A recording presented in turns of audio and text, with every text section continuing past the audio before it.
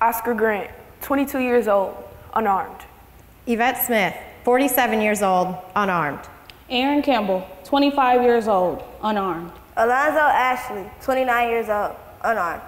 Jonathan Farrell, 24 years old, unarmed. It could have been me. Safe is a funny word. By definition, it means to be protected from or not exposed to danger. I used to assume that my safety and yours shared common meaning. But in a society where perception largely shapes reality, and in a world where the word safe by definition means to be protected from danger, it's become clear to me that America doesn't view me, a young black man with compassion in its heart, but instead fear. Fear. Every day I worry about my child, my young man. I even worry about sending my child to school. Where's our safe space? Police? Justice for all? No.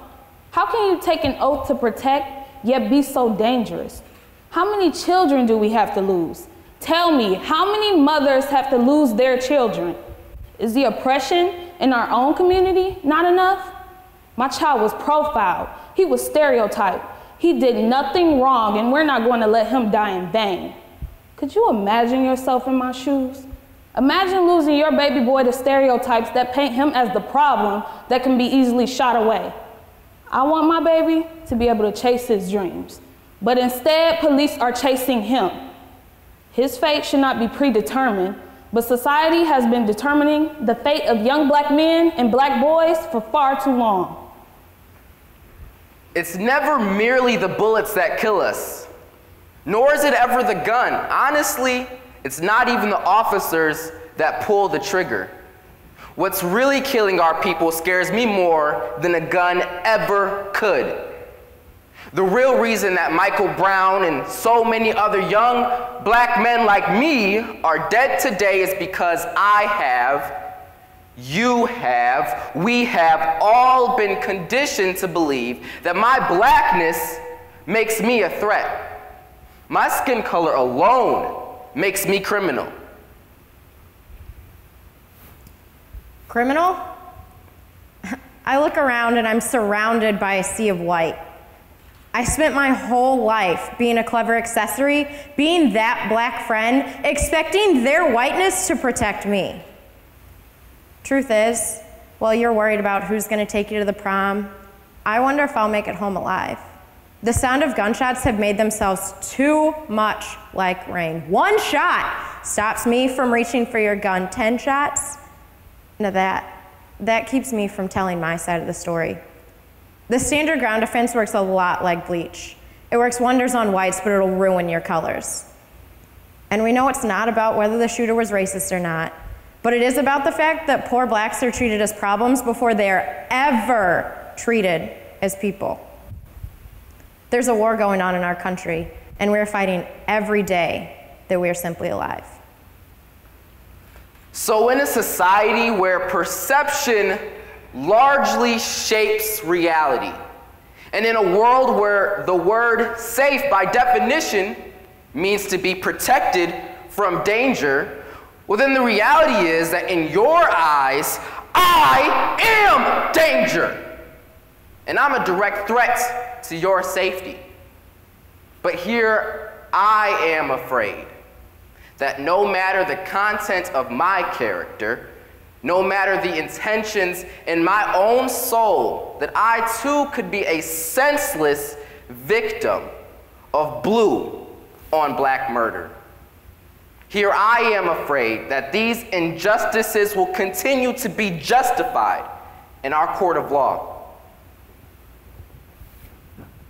Court of law, the land of the free, please. Why should I have to protect myself from police? Am I safe? Who is next? The thought of being black and a female in this country is bondage in itself. The thought, Ayanna Stanley Jones, 7 years old, shot in the head by a DEA officer who raided the wrong house. That could have been my niece, my baby sister. The loss of a family member is something that I deal with on a daily basis. Do you think about that? The anxiety I get when I am stopped by a police officer is an anxiety that no one should ever feel. My heart beats way too fast, my palms begin to sweat, and I become extremely nervous. I also have to make sure that any sudden movement isn't taken as a threat. Unless you live in the black community, you can't tell me what it's like. We're not seen as people, we are seen as punching bags. Tupac said it best. Cops give a damn about a Negro, pull the trigger, kill a nigga, he's a hero. Here I am afraid that the authorities, socialized into fear and covertly poisoned with hate and ignorance, feel they have the authority and the right to place a value on my life.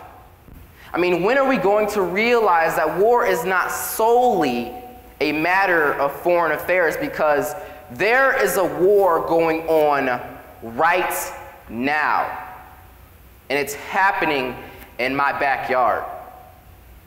I don't know about you, but 6 shots fired into an 18-year-old boy doesn't come off to me as reasonable force. Reasonable force. Young black people being slaved by white cops is all too common to me. See, growing up in the big city, I've seen it all. Time after time, it's the same to them. It's no crime. Black boys and girls who look just like me, snatched from the world. And yeah, the pain runs deep, because every time I step into the streets, I could be next.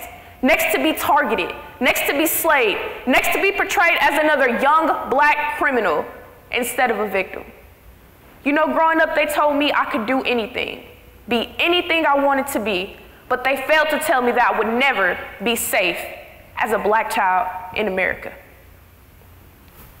So, America, although you may have room for apathy, I simply am not afforded that luxury. Because in a society where, let's face it, perception is reality, it could have been me. Ezell Ford, 25 years old, unarmed. Trayvon Martin, 17 years old, unarmed. Sean Bill, 23 years old, unarmed. Eric Gardner, 43 years old, unarmed. Michael Brown, 18 years old, unarmed. It could have been me.